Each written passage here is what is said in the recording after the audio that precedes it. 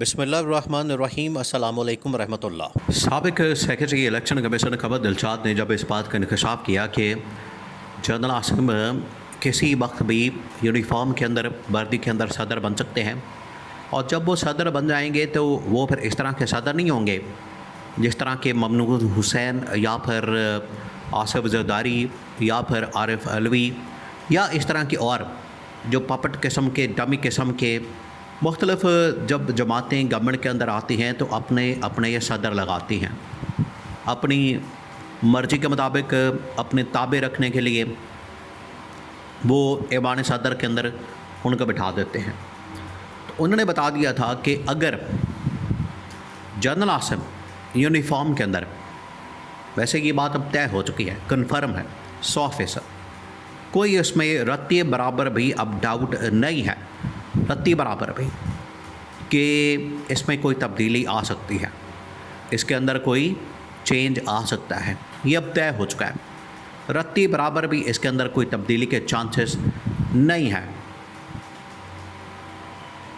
General Asim اب uniform کے اندر ہی صدر بنیں گے، اور آ کے وہ کیا کریں گے یہ بھی اب انکشافات ہونا شروع ہو گئے ہیں، اور اس کے بارے میں بھی اب باقاعدہ اعلان کر دیا گیا ہے۔ دیکھیں مقصد کیا ہے، اب آپ نے پورا مقصد سمجھنا ہے، اس کے پیچھے جو گیم پلان ہے وہ سمجھنا ہے، کیونکہ معاملہ صرف یہاں تک نہیں ہے، معاملہ جنرل عاصم کے صدر بننے کا نہیں ہے، ان کو صدر بننے کا شوق تو نہیں کہ صدر بن کے ایوان صدر کے اندر بیٹھ جائیں اور ایوان صدر کی دیواریں دیکھیں یا اس کا دفتر دیکھیں یا یہاں پر آ کے ملاقاتیں کریں یا وہاں بیٹھ کے وہ اپنا روب جمائیں اور وہاں بیٹھ کے شام کی چائے پئیں، صبح کا ناشتہ کریں۔ یہ مقصد تو نہیں ہے، مقصد اس کے پیچھے بہت بڑا ہے، وہ یہ کہ ایوان صدر کے اندر بیٹھ کے ملک کے اندر جو نظام ہے مکمل طور پر اس کو تبدیل کیا جائے، اور یہ جو نون لیگ اور پیپلز پارٹی والے زبردستی کسی بھی نظام کے اوپر قبضہ کر لیتے ہیں، کسی بھی نظام کے اوپر آ کے بیٹھ جاتے ہیں، ان کو گھر بھیجا جائے اور ایک ایسا نظام نافذ کیا جائے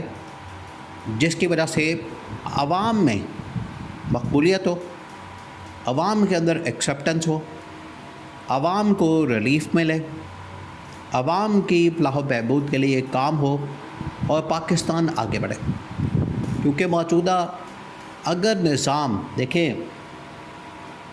جہاں پر نظام کے اندر خامیاں ہوتی ہیں وہیں پر یہ جو آ کے اوپر بیٹھ جاتے ہیں نون لیگ پیپلز پارٹی والے، یہ نظام کو اور زیادہ خراب کر دیتے ہیں۔ تو نظام کو چینج کرنے سے پہلے ضروری ہے کہ ان کے اوپر بیٹھنے والے لوگوں کو آپ تبدیل کریں۔ ان کا مائنڈ سیٹ کیا، دیکھیں آپ ان کے مائنڈ سیٹ کو سمجھیں، جو اس وقت نون لیگ پیپلز پارٹی کا مائنڈ سیٹ ہے، ان کا مائنڈ سیٹ پہلے دن سے یہی ہے، وہ چاہے آپ ذوالفقار علی بھٹو سے اٹھا کے دیکھ لیں، آج تک جو 50-60 سال کی ان کی سیاست ہے، ادھر اگر آپ نواز شریف کو دیکھیں، جب اس نے سیاست کا آغاز کیا تب سے لے کے آج تک ان کا مائنڈ سیٹ ایک ہے، اسٹیبلشمنٹ کے کندھوں پر چڑھ کر آئیں، اقتدار میں بیٹھیں، پاور میں بیٹھیں اور اپنی مرضی کے مطابق پھر فیصلے کریں، عوام کی جو سوچ ہے اس کے مطابق نہیں، عوام کی جو رائے ہے، عوام کی جو خواہشات ہیں ان کے مطابق نہیں، بلکہ اپنی خواہشات کے مطابق فیصلے کریں اور عوام کے اوپر پھر نافذ کر دیا جائے، عوام کے اوپر پھر مسلط کر دیا جائے۔ یہ ہے ان کا، اور یہ جو آنے والا بجٹ ہے اس سے بھی آپ کو آئیڈیا ہوگا اب یہ بجٹ کتنا تباہ کن قسم کا ہے، بڑا ہی خطرناک اور خوفناک قسم کا ہے۔ اس کے اندر جو ٹیکسوں کی بھرمار ہے،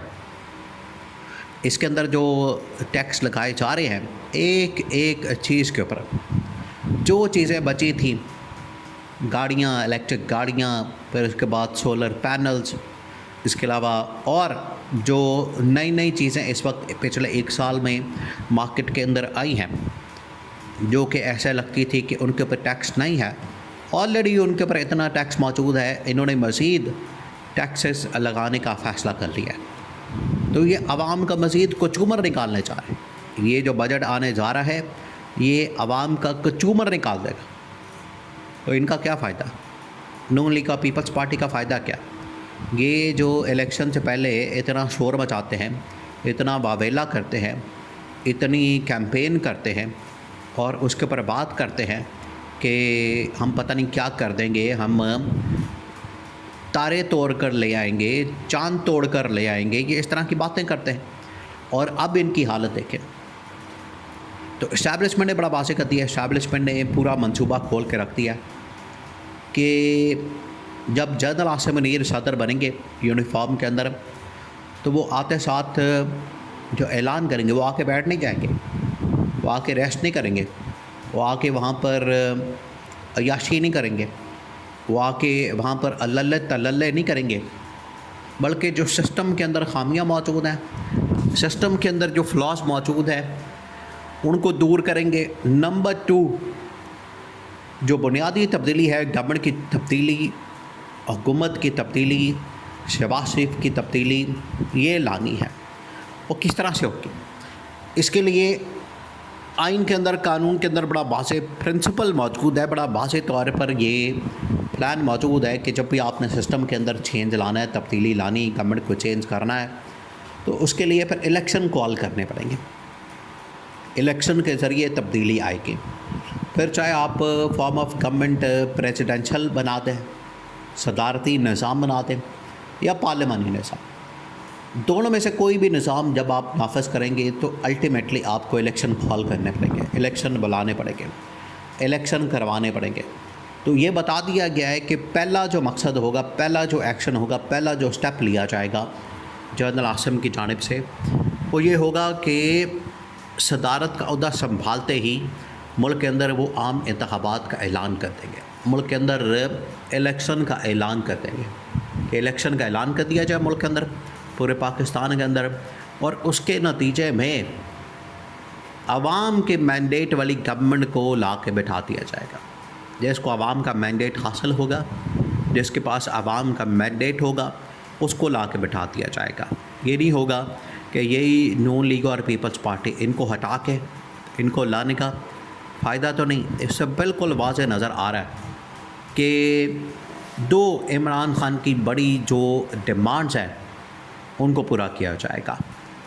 وہ ڈیمانڈ کیا؟ پہلی ڈیمانڈ یہ کہ شہباز شریف کا استعفیٰ، اس گورنمنٹ کا گھر جانا، کیونکہ یہ جعلی مینڈیٹ کے ساتھ بیٹھے ہیں۔ جب یہ جعلی مینڈیٹ کے ساتھ بیٹھے ہیں تو سب سے پہلے ان کو نکالنا، اور نمبر 2 جو سیکنڈ آپ نے کام کرنا ہے، دوسرا جو آپ نے کام کرنا ہے وہ یہ کہ فریش مینڈیٹ کے ساتھ آپ نے گورنمنٹ کو بنانا ہے، انسٹال کرنا ہے، پلان کرنا ہے، تو اس کے لیے آپ کو الیکشن کروانے پڑیں گے۔ تو عمران خان کی یہ 2 ڈیمانڈز آٹومیٹیکلی پوری ہوں گی اور اسٹیبلشمنٹ کا یہ منصوبہ اور پلان اب سامنے آ چکا ہے۔